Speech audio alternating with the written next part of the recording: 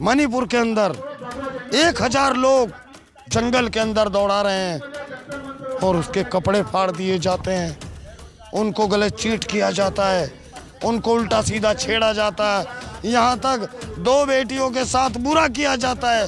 अगर उनके भाई उनको बचाने आते हैं तो उनको जान से मार दिया जाता है। तो इंसाफ की उम्मीद नहीं है।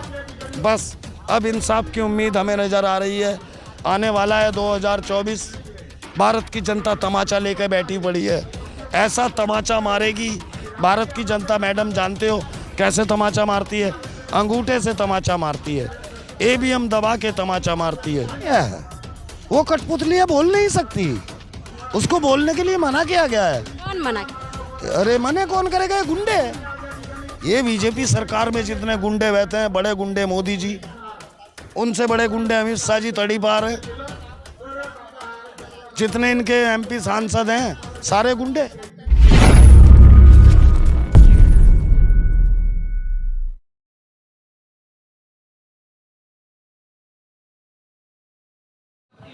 नमस्कार, इस वक्त मैं हूँ जंतर मंतर पर और जिस तरह से स्ट्रीम मीडिया की बात करूँ तो सीमा हैदर सचिन को लेकर वो लगातार टीवी पे डिबेट कर रही है। और जो है कि वहीं मणिपुर से एक प्रकरण आता है महिलाओं को लेकर, महिलाओं को जिस तरह से निर्वस्त्र करके परेड निकाला जाता है। शर्मसार करने वाली वीडियो जो आई है सामने, उस पर जो है कि स्ट्रीम मीडिया कोई डिबेट नहीं कर पा रही। हमारे साथ सर हैं। सर आप पूरा परिचय दीजिए। मेरा नाम तनवीर भारती है। मैं हमेशा गरीबों की आवाज़, दलितों की आवाज़, पिछड़ों की आवाज़, किसानों की आवाज़ उठाता रहा हूँ और 40 साल से नशे और अपराध के खिलाफ दिल्ली में बोल रहा हूँ। सर, जिस तरह से मणिपुर का जो प्रकरण आया है, जिस तरह से महिलाओं को परेड निकाला गया निर्वस्त्र करके, बिल्कुल क्या कहना चाहेंगे?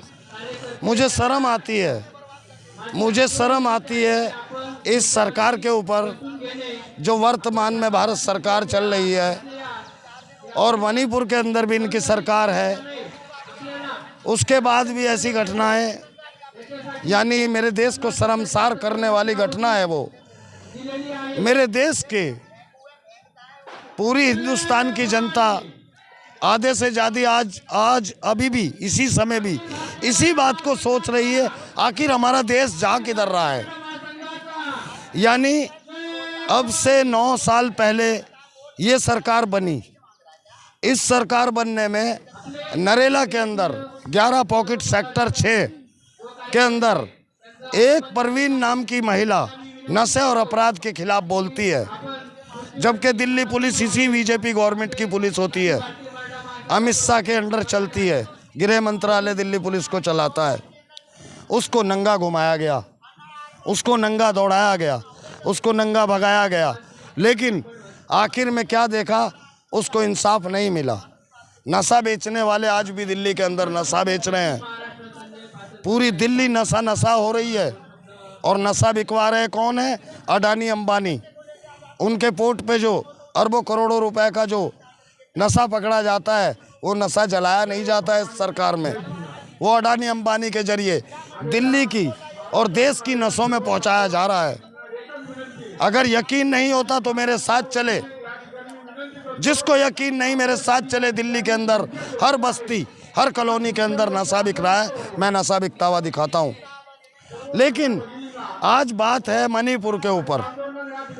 मुझे इस सरकार पे इतनी शर्म आती है, लज्जा, और इस मीडिया के ऊपर इतनी शर्म आती है जो सीमा के ऊपर और हिंदू राष्ट्र बनाने वाले बाबा के ऊपर तो डिबेट करने का टाइम है, मगर मणिपुर के ऊपर 2 बात करने का टाइम नहीं। अरे गोदी मीडिया, इतना बेशरम बन चुके हो तुम मीडिया नहीं रहे हो, तुम गोदी हो, मीडिया नहीं हो तुम। मीडिया है ये लोग जो गरीब की, महिला की, मजदूर की, किसान की आवाज़ उठा रहे हैं। ये है चौथा स्तंभ आज का। तुम तो मेरे देश का शराब बन चुके हो, मेरे देश का मवाद बन चुके हो। टीवी वालों, खाली तुम्हारे पास झूठ परोसने के सिवा कुछ नहीं है। अरे चौथा स्तंभ कहा गया था मीडिया को, लेकिन तुमने उस मीडिया को चौथा स्तंभ नहीं रहे तुम। तुम मवाद बन चुके हो मेरे देश का, नासूर बन चुके हो मेरे देश के लिए। मुझे कितनी शर्म आती है कि 2 बहन बेटियों को मणिपुर के अंदर 1000 लोग जंगल के अंदर दौड़ा रहे हैं और उसके कपड़े फाड़ दिए जाते हैं, उनको गले चीट किया जाता है, उनको उल्टा सीधा छेड़ा जाता है, यहाँ तक 2 बेटियों के साथ बुरा किया जाता है। अगर उनके भाई उनको बचाने आते हैं तो उनको जान से मार दिया जाता है। सर, जिस तरह से महिलाओं को देवी का रूप बताया जाता है कि देवी लक्ष्मी, दुर्गा, सरस्वती के रूप में बताया जाता है, वहीं में तो मिट्टी को भी नवरात्र में 9 दिन मिट्टी को भी साड़ी पहना के उनको पूजा जाता है। लेकिन आज हमारे भारत की जो बेटी हैं उनको निर्वस्त्र करके वो घुमाया। इस सरकार में हो रहा है ये, इससे पहले नहीं हुआ ऐसा कभी। बहुत सारी सरकारें आई, 20 से भी ज़्यादा प्रधानमंत्री बने मेरे देश में, मगर ऐसा कभी नहीं देखा था हमने। यानी बात, ये सरकार इतनी बेशरम और इतनी जलील सरकार है, इनसे सवाल जब मणिपुर पे करते हैं, तो ये राजस्थान की बात करने लगते हैं, जहाँ के सारे अपराधी जेल में कब के डाले जा चुके हैं। जब इनसे मणिपुर में बात करते हैं तो ये बिहार चले जाते हैं, जहाँ के सारे अपराधी जेल में हैं। हर जगह जा रहे हैं और मणिपुर जाने की उनकी फुर्सत नहीं। जलील इंसान है, जलील पार्टी है, जलील सरकार है, बहुत गिरी हुई नीच सरकार है, धोखा दे के आई है। ये हिंदुस्तान की बेटियों के ऊपर ही राजनीति की गई है।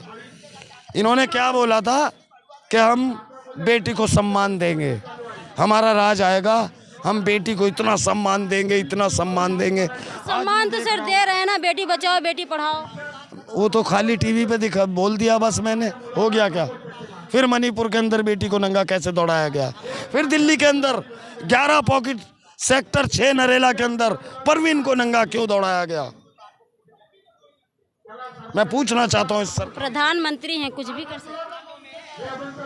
वो तो दिख रहा है, ये प्रधानमंत्री, ये गृह मंत्री, तड़ीपार, ये सारे मंत्री इनके वो बृजभूषण जैसे इनकी सरकार में भरे पड़े हैं, तो इंसाफ की उम्मीद नहीं है। बस अब इंसाफ की उम्मीद हमें नज़र आ रही है। आने वाला है 2024, भारत की जनता तमाचा लेकर बैठी पड़ी है। ऐसा तमाचा मारेगी भारत की जनता। मैडम जानते हो कैसे तमाचा मारती है? अंगूठे से तमाचा मारती है, ईवीएम दबा के तमाचा मारती है। पहले भी बहुत सारे प्रधानमंत्री भगाए हैं मेरे भारत। 2024 में फिर आ रहे हैं मोदी। ये नजर नहीं आएंगे? ये सर्कस चलाने वाले लोग, आप कह रहे हो ये सरकार चला रहे हैं, नहीं, ये सर्कस चला रहे हैं, झूठा सर्कस। ये सरकार नहीं चला रहे मैडम, ये सर्कस चला रहे हैं, झूठा सर्कस।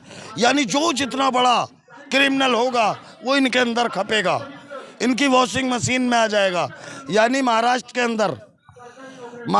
अंदर शरद पवार के भतीजे पे या तो ईडी भेजी जाती है, सीबीआई लगाई जाती है, करोड़ों के गबन बताए जाते हैं, या उनको अपनी पार्टी में ले लिया जाता है।